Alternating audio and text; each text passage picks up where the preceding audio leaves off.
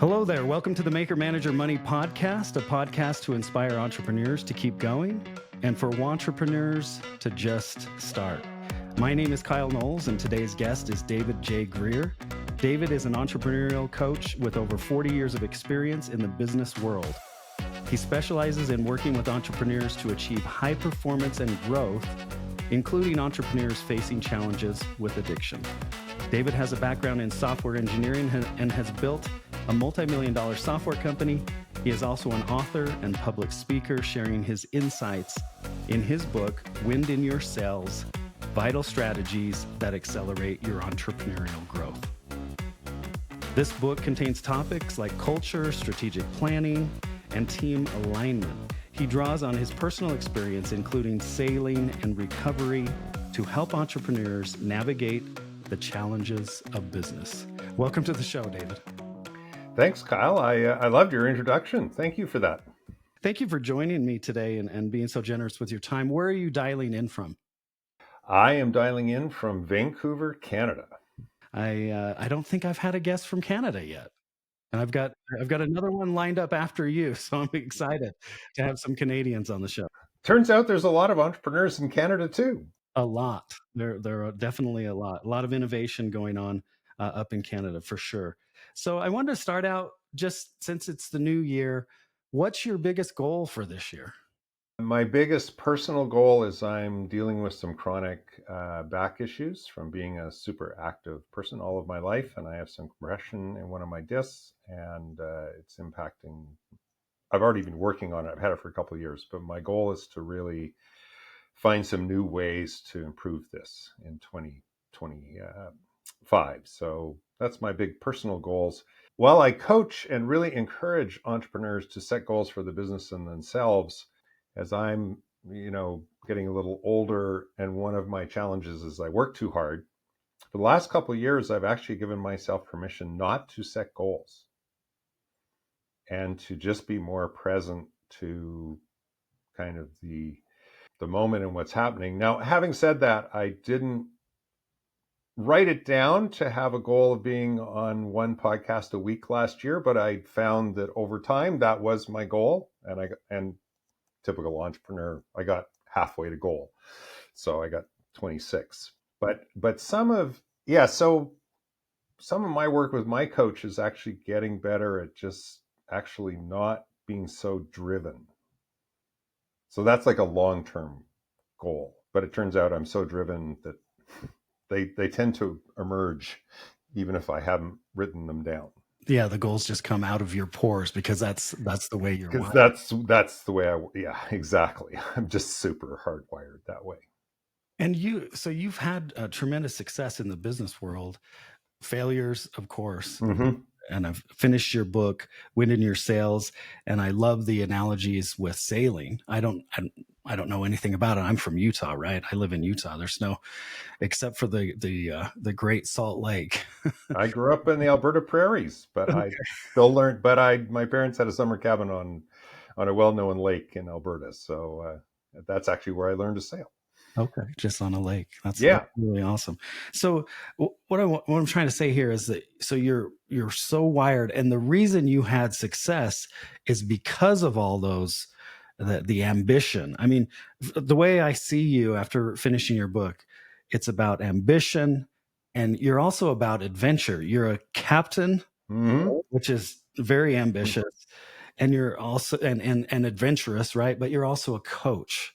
Yep. How did you get to a point, and what would you say to entrepreneurs starting out? Because you're, coaching now more than your day-to-day in the grind of growing a business.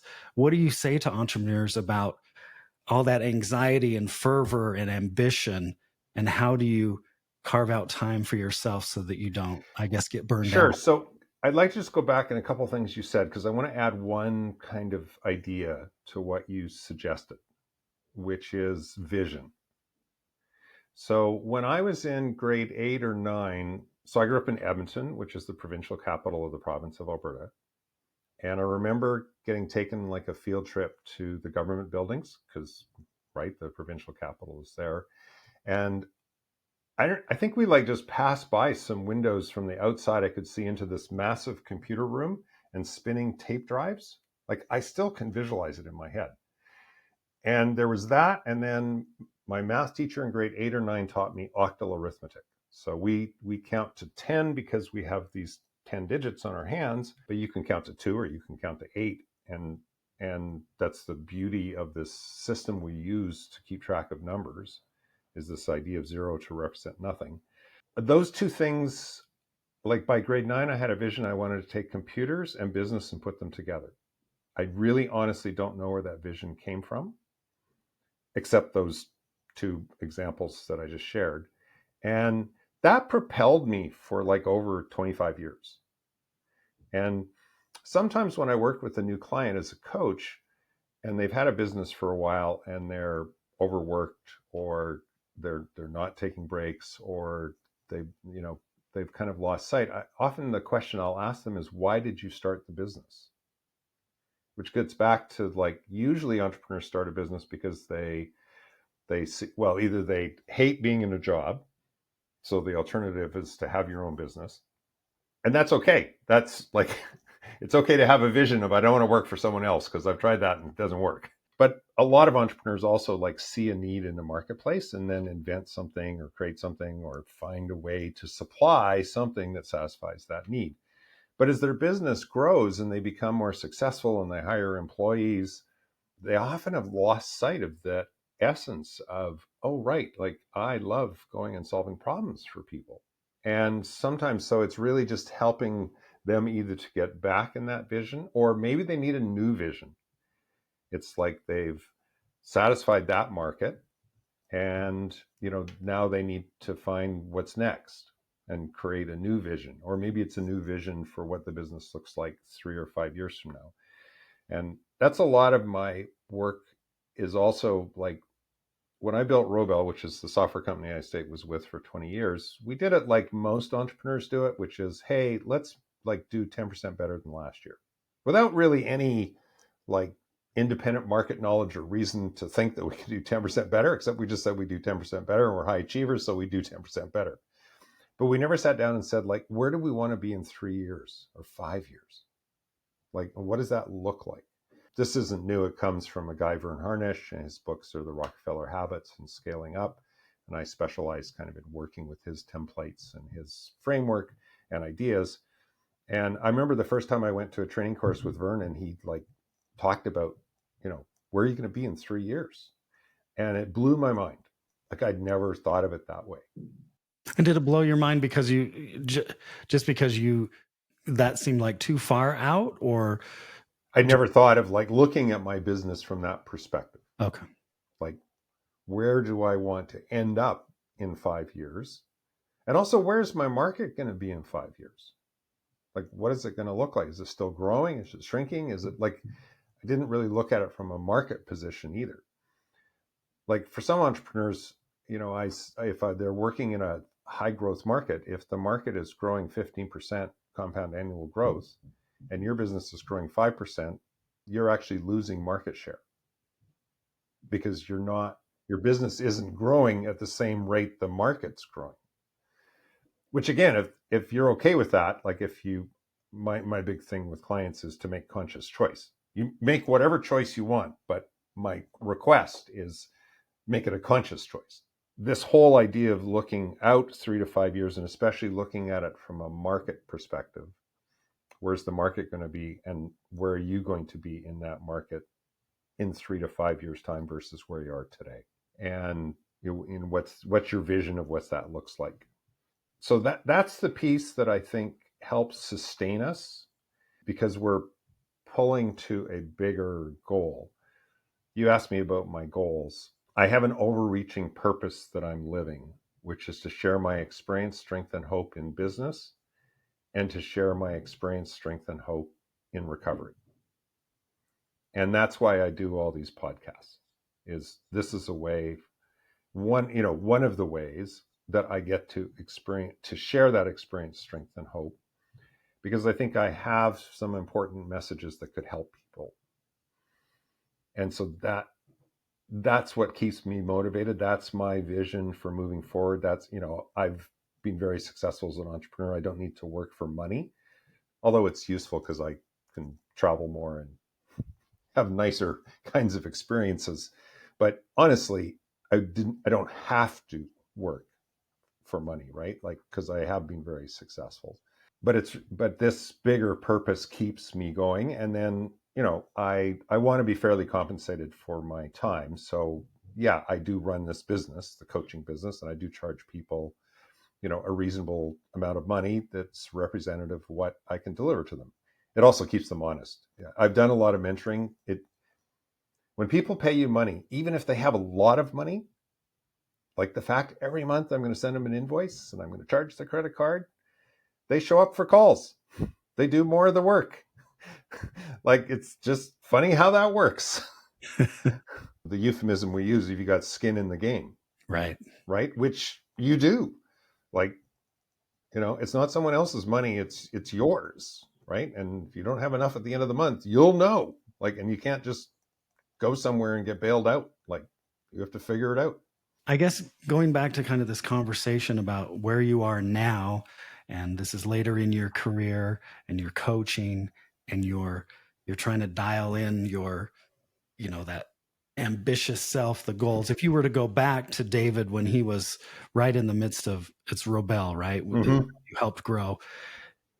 Are there things that you would tell that younger David, knowing what you know now, that might help you back then, maybe not be so addicted to the drug of, constantly on the go?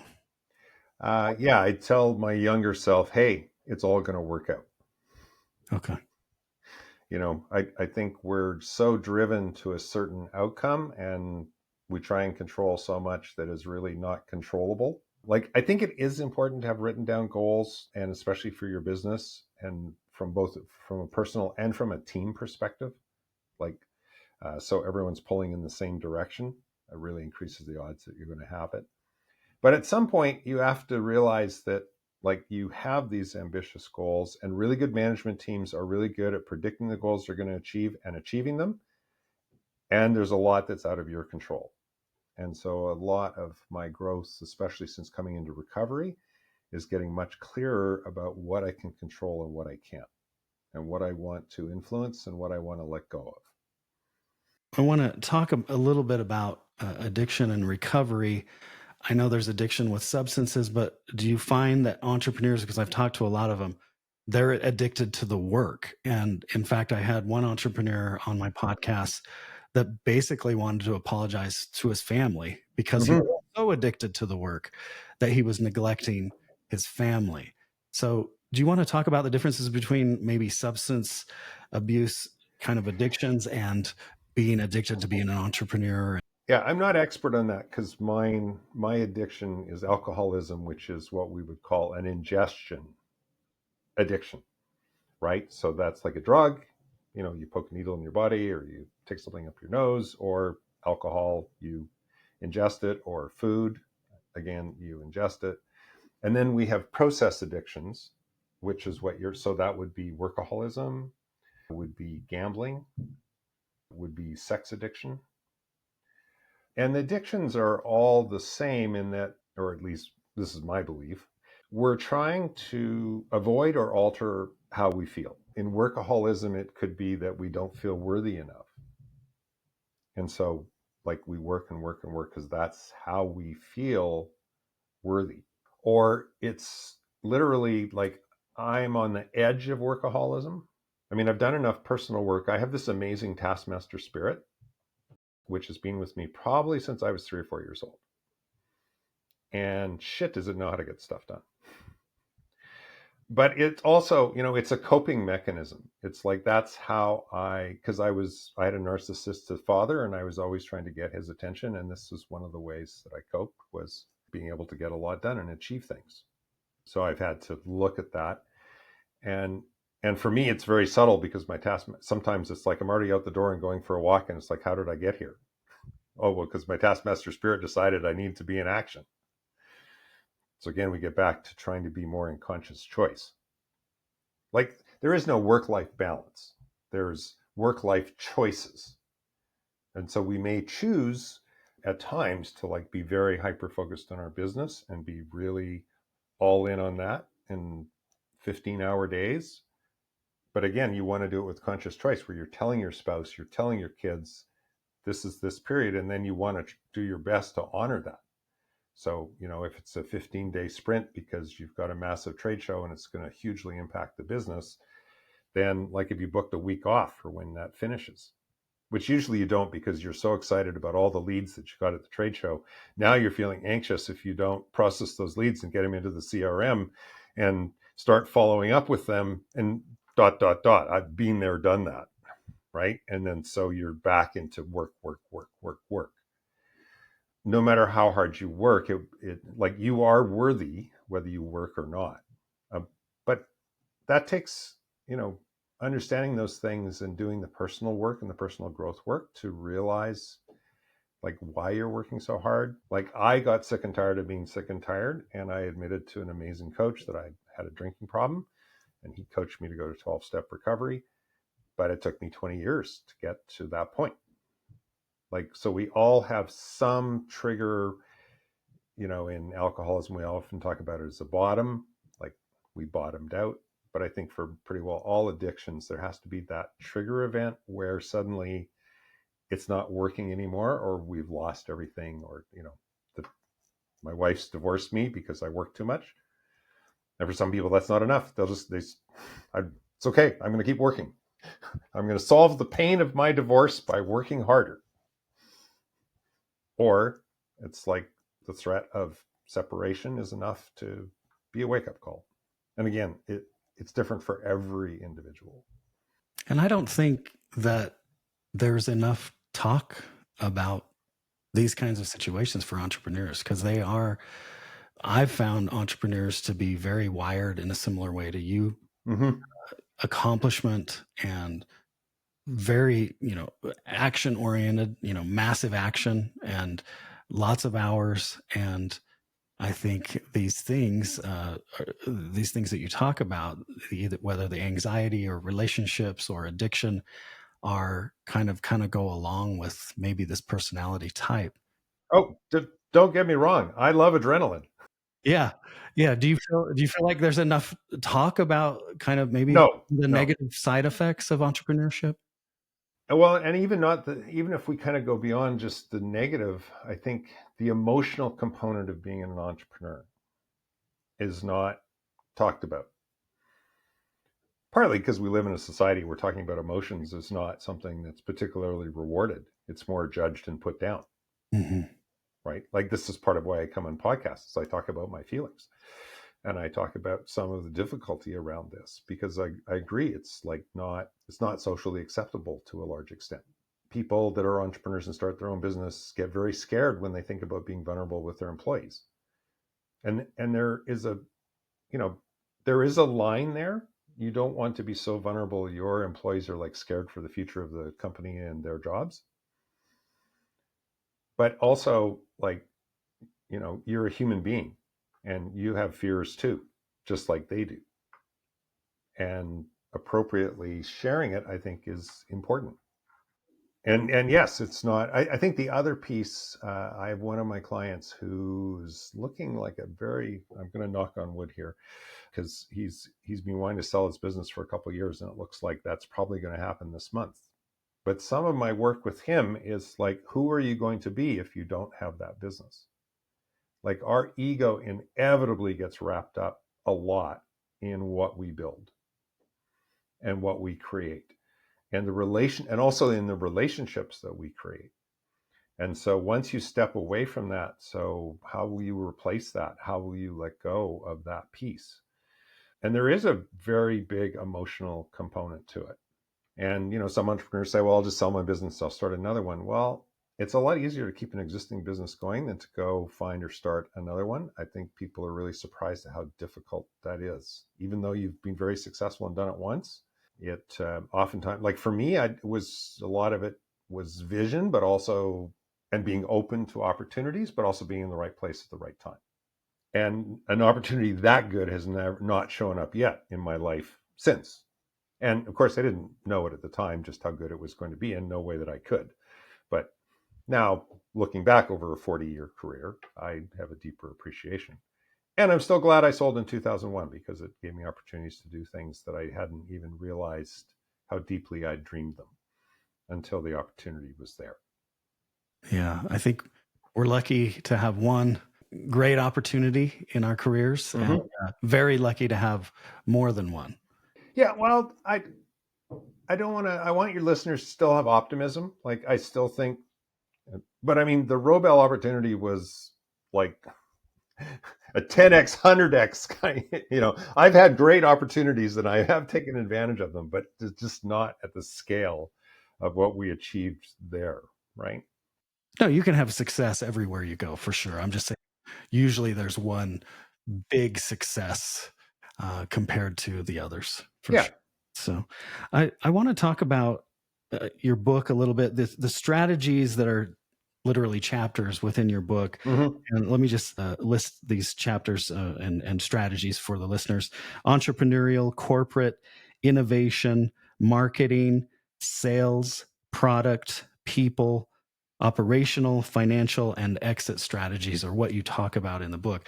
And I was very surprised and pleased because when I just read the title, not knowing anything about the book, I didn't know exactly what you were going to talk about. And then what I found in the book is basically everything you know about business that you've learned the past, I don't know when you wrote the book, but the past 35, 40 years, whatever it is, that you put all of that in there. It's literally a blueprint. And then at the end of each chapter, there are specific tasks that you request people to do so they can move their business forward. I wanted to ask you, out of those 10 strategic areas, what's your number one skill? Which one of those is your number one? So I'll answer it and not answer it. So I think for most entrepreneurs, owner founders of their own business, and this certainly was true for me, of those 10, usually you're really good at 3 or 4. And then okay at 3 or 4 more, and 2 you've never heard of. Or you're really bad at? I don't know. Or either or. So what are the 3 or 4 for you then that you're... So the 3 or 4 for me was certainly innovation, marketing, product, and people. I, later on got better, I think, at corporate planning and the stuff that we talked about at the start of our conversation, looking 3 years out, having a very small set of goals. Entrepreneurs either have no goals or too many goals, in my experience. And then the entrepreneurial growth journey, which is really my first chapter, I didn't really appreciate or understand. I mean, I think Bob and I did a good job of growing ourselves, but we did it unconsciously, like, okay, as opposed to more consciously. And my belief is the single biggest limiting factor for any business is the entrepreneur herself or himself. And what does that mean? They limit the business because of... Yes, they limit the business because either they have internal belief systems that don't believe it can be as big as it potentially could. I mean, there's any number of reasons. Classic is entrepreneurs who, Bob and I were pretty disciplined guys. I got to give us that. I work with a lot of entrepreneurs where, they start the year and we're going off to the left. And then, 6 weeks in, oh, we're going to deke to the right. Oh, look, there's a shiny red ball over there on the horizon. We're going to go chase that down. And like, it drives staff crazy and it really kills momentum. And so some of the becoming a really good entrepreneur, I believe, is to having the discipline to say, we're going to set a set of goals for the year and the quarter, and we're going to stick to them. And unless some new brutal fact or something like really new shows up, like at least for the quarter, we're going to really stick with what we said. And oftentimes, even, with some of my clients, we're halfway through the quarter and they're like veering off. Like, just a sec, you said this is what's important to you. You said this is the goals to achieve in order to get to what's important to you. Oh yeah, but well, like, what do you want? Like, do you want that shiny thing that looks exciting right now just because it's new and different? or you're going to get back to the discipline and the grind. And some of it is, sometimes in business, you just got to grind stuff out.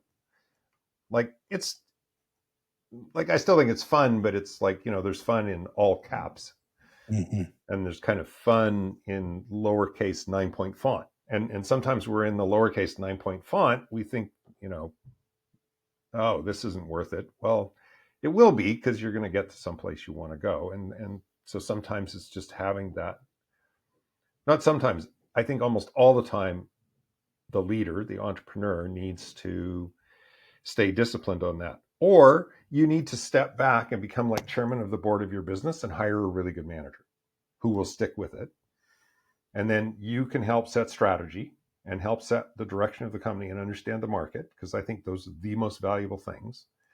And then maybe you become chairman of 5 other businesses. You don't run any of them, but you take that strategic vision, and I help people to understand what it is that they love to do the most and what they're best at, and then help them to go find more of that, or to eliminate, like hire people so they don't do the parts of the job that doesn't motivate them and doesn't keep them excited. And what are some of the tools that you use to help them understand what they're good at? I use Strength Finders 2.0. Okay. So you can buy the book. You can probably just go online and sign up. I give every new client a copy of the book, which comes with a coupon. So for the readers or the listeners that don't know, Strength Finders is just the basic idea of it is, we have in the world, there's kind of 42, I forget the exact numbers, but 43 strengths.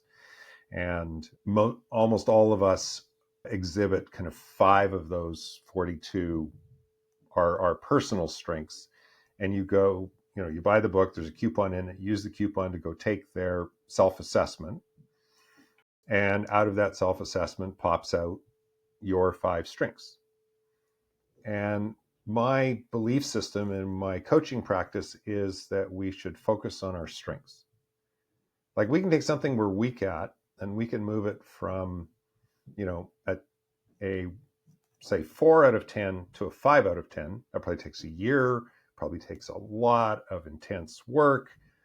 And in the big scheme of things, if you're a business, we haven't moved the needle. We can take one of your strengths that it's 95%, and we can move it to 95.5. It'll probably have a massive impact on your business. So I always start to get them to do Strength Finders. Oftentimes for my clients, at least one of the strengths is a big surprise. Some of my clients are open to looking at those strengths in detail, some aren't. The ones that are, if I usually do at least an hour session, we go through them. And the other problem with our strengths is when we are too strongly in our strengths. So I would say a third of my clients, the number one strength is competitiveness. So it's a great strength to have, right? And you can get a lot of stuff done. You compete against your competitors. But then I say, like, how's it working out to compete with your spouse? How is it working out to compete with your children? And usually they are completely unconsciously competing all the time with these people, like constantly. And they usually realize, yeah, maybe that's not how I want to live my life. Or again, I just ask that they make conscious choice. So if you and your wife are super competitive and that works for you, go for it. But just know that you're both being super competitive. And don't do it unconsciously, which is probably how you've been operating for some time.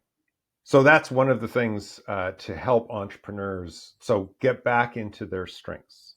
As I mentioned earlier on our interview, why did you start the business? Are you doing those things in the business that you really love?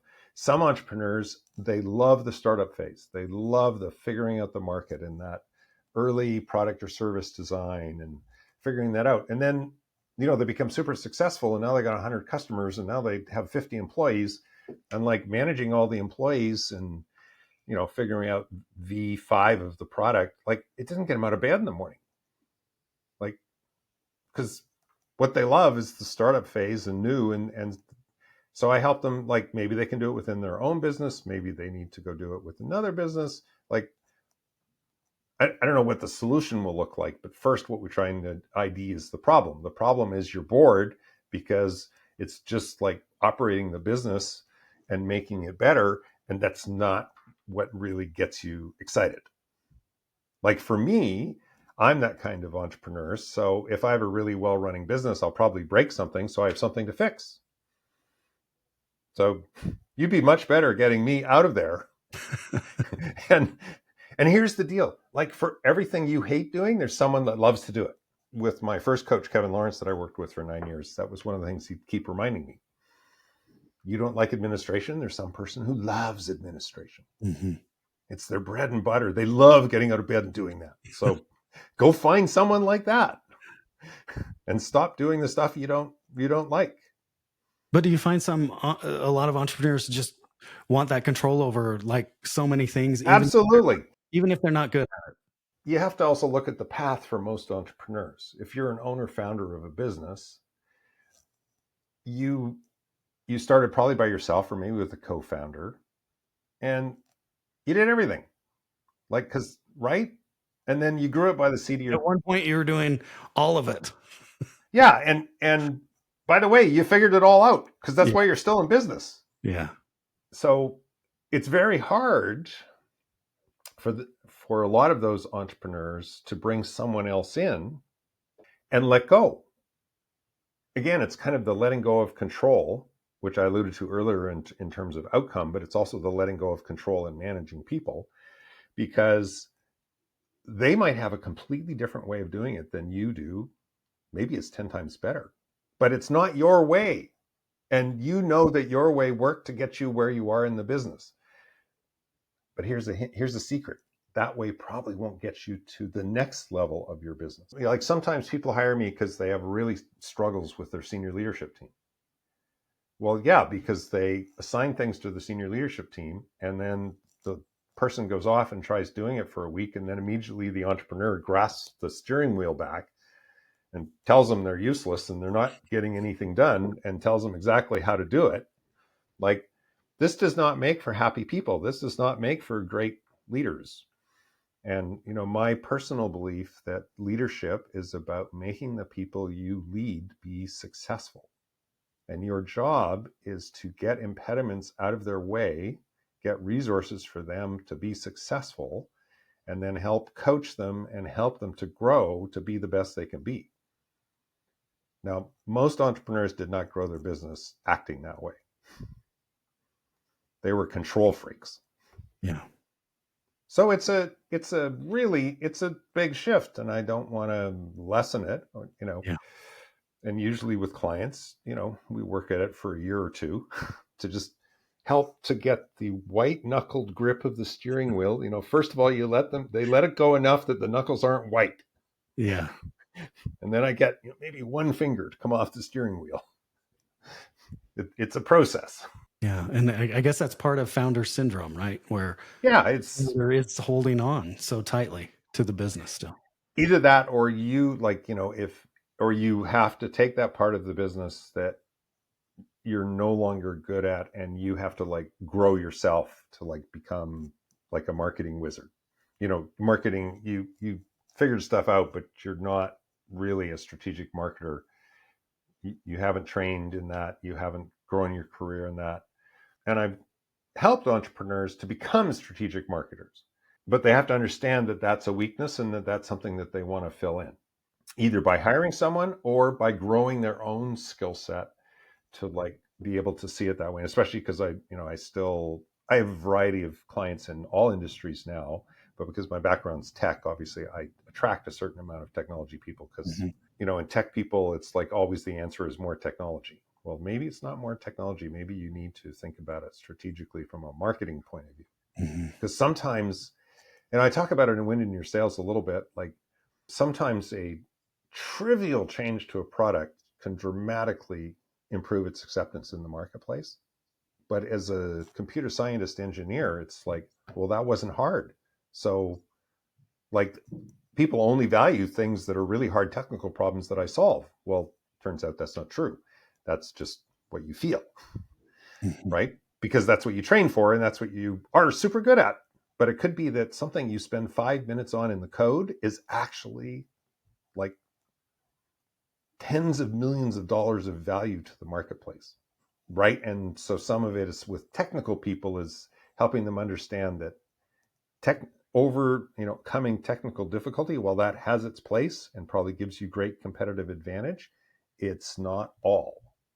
Yeah, and I'm just amazed because you have this software engineering background, right? And then when you list out, obviously innovation and product are part of that when you list out sort of your strengths in these 10 strategic areas, but you also list marketing and people, which isn't always attached to someone in software engineering. I'm a very weird software engineer who can walk and chew gum at the same time. There aren't a lot of us. For sure. And so this podcast is called Maker Manager Money. And Mm-hmm. the reason it is because I've just come to figure out over 35 years of working in business and reading self-development books and all this other stuff, you basically have to make something, right? And then you can't just make something and then there's money on the other side of that. You Right. have to manage what you made, you either through manufacturing, marketing, sales, all those kinds of things. And the combination of the two, making something that's, product market fit, whatever, and then managing it on the other side of that is money. And Yes. when I look at you and your background and finish your book, I'm like, this guy is a maker, right?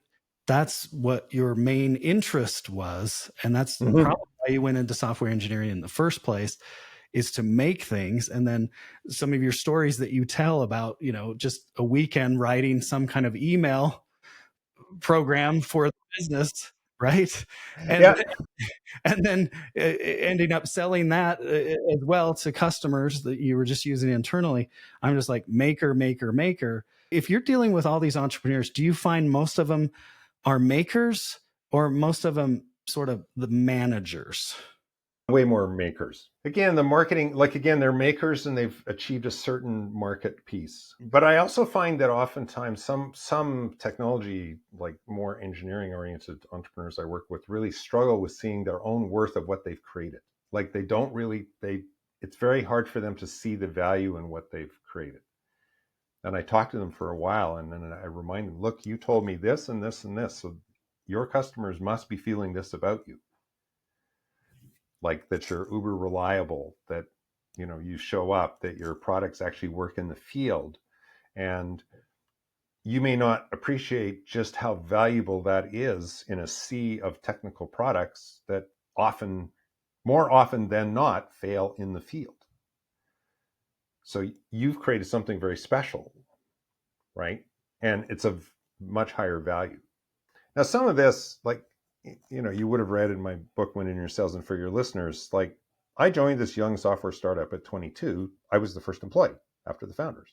Basically, it had been in business for 2 years, and a condition of my employment was I had to present a paper at the Hewlett Packard International User Group Convention when I was 22, which I ended up doing.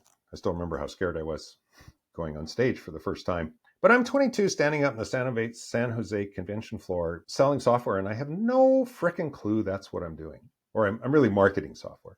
I'm telling a bunch of computer geeks about this cool stuff and what it could do for them, which later I learned was kind of the essence of marketing and sales. And within 2 years, 3 years, I probably was giving 80% of the demos at trade shows because, and this gets back to why I think I'm good at people skills.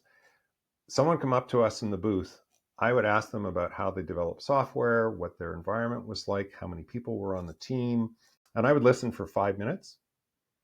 And then I would take one of our product offerings and I would show them only 5% of the product. But I would show them the exact 5% that applied to their environment, how they developed software, how they worked. And that is really the essence of marketing, where you can communicate to someone about their problems and then show them the pain that they're in with those problems, and then show them your pain pill, which was our product, and how it's going to really solve their pain. Which to me, that's the essence of really great marketing.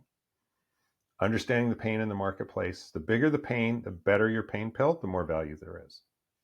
And so I just help people to see that, because oftentimes they can't see it as much as I can being independent and being away from it. Like I've got distance and experience. I love the section on marketing because that's kind of my background, and I really enjoyed the way how you talked about you should be talking about the customer and the market, not about yourself.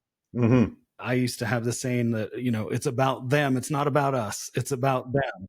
And what you see a lot of times is you go on LinkedIn and you see company pages or other things and you see these posts. And if you're looking at it from them perspective, it's about us. It's like, look how great we are. Yeah, where it's even a LinkedIn profile.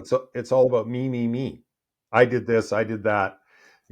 I'm wonderful. I have all these skills. Whereas, I think a much better profile is when working with this company, I took it from X to Y by bringing these skills to the organization. That's good advice. Yeah. It's showing people how if they hired you, what would they get? Like, what would they get for their business? And by showing that, I think you create a lot more belief in you as the individual and the career person, because you're much more clearly articulating the value you're going to bring rather than just talking about what you do. I'm not as interested in what you do. I'm more interested in what in your doing, how do you change my organization to achieve my goals? We're running out of time, David. So I wanted to get to just a couple of questions. But first of all, I just wanted you to tell just quickly, when you left the company and sold it, you took 2 years off to Yep. sail, and just talk about why you made that decision and what you did. Okay, so I'll back it up slightly. So I mentioned on our talk today that I joined this younger software startup at 22. I stayed 20 years, liked the place, grew it into a global powerhouse. And my first, my boss, the co-founder, Robert Bob, 10 years in, I became his partner. And in our 20-year relationship, we only had one major disagreement, but it was a doozy and it ended in divorce. And it wasn't, I would say, expected. Like, it wasn't something I was trying to make happen. It was something that happened. So in early 2001, I'm out on the street. We'd had a major disagreement about the strategic direction of the company. We had two strategies, which I think both were sound strategies, but they were not complementary. And we solved it by him buying me out. So I'm on the street. I got a pretty good sized check in my jeans. And I'm busy. This is in 2001. It's something called the dot-com meltdown has happened. I haven't even really noticed it because I've been living in my own little kind of insulated space, business space, and chasing deals, which, weren't going that well. Someone smarter than me sat me down and said, David, your kids will never be 11, 9, and 5 again. Do you need to work right away?